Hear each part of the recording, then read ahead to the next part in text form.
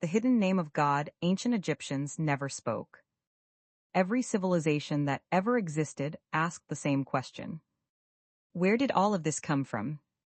The Greeks said chaos, the Norse said fire and ice, but the Egyptians said something far stranger, a god with no beginning and no end, whose real name could never be spoken aloud, simply decided to exist. And everything else followed. That god was Amun. And what they believed about him is darker and stranger than most people ever discover. The Hidden One. His name literally meant the Hidden One, and that wasn't poetry, it was a theological warning. Amun wasn't a god who sat on a throne somewhere above the clouds. He was described as the invisible force running through all other gods. So vast, so deliberately concealed, that even his most devoted priests openly admitted they couldn't fully understand him.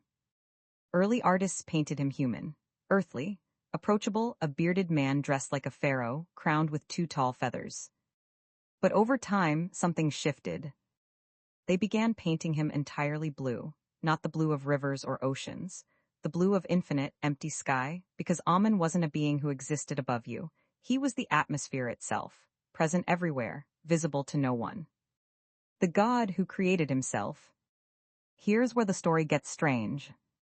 In the oldest Egyptian texts, Amun was one of 8 primordial forces that existed before creation, raw cosmic ingredients floating in the void.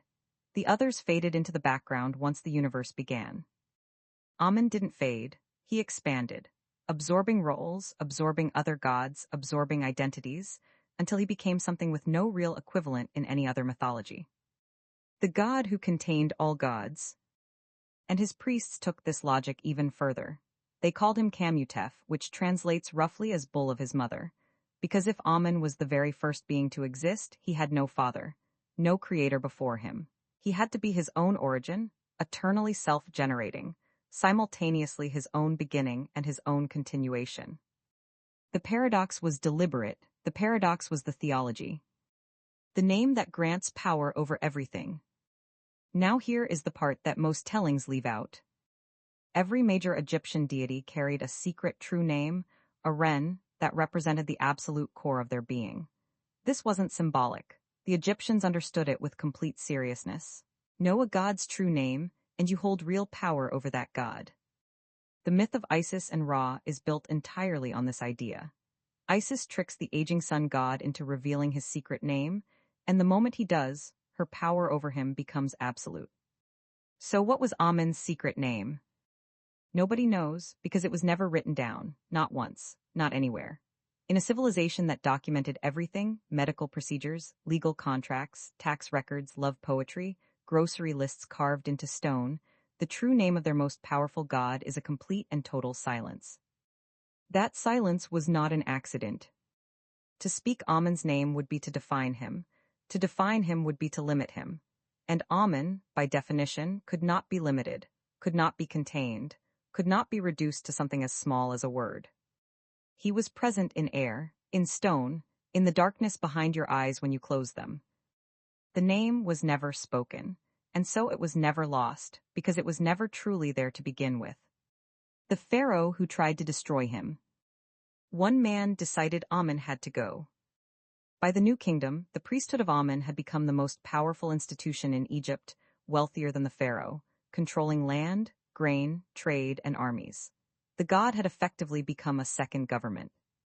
Pharaoh Akhenaten looked at this and made a decision that shocked the ancient world. He declared that only one god existed, Aten, the physical disk of the sun, not Ra, not Osiris, not Amun, just light. Just the sun itself in its purest form. He abandoned the capital city of Thebes, built an entirely new city from nothing in the desert, ordered Amun's name chiseled off every monument in Egypt, named his own son Tutankhaten, living image of Aten. For 17 years, Amun was officially erased from Egyptian religion. Then Akhenaten died. His city was abandoned within a decade. His religion dissolved within a generation. And his son, the boy born as Tutankhaten, changed his name to the one the entire world now knows. Tutankhamun, living image of Amun. The hidden god had outlasted the most powerful man on earth. He always did. What Amun actually was.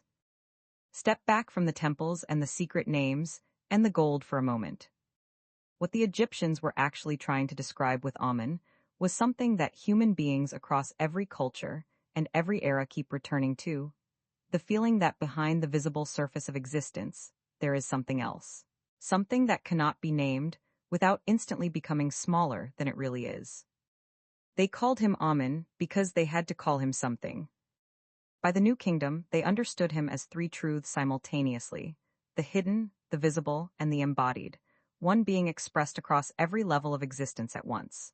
As one ancient hymn put it, the one who made himself into millions. But the most important thing ever recorded about Amen wasn't his mythology or his temples or his priesthood. It was a single quiet line. He is too great to be called by any name. The name was never spoken. The silence was never filled. And maybe, if the Egyptians were right about anything, that silence is still here, right now, in the space between one breath and the next. Stay curious.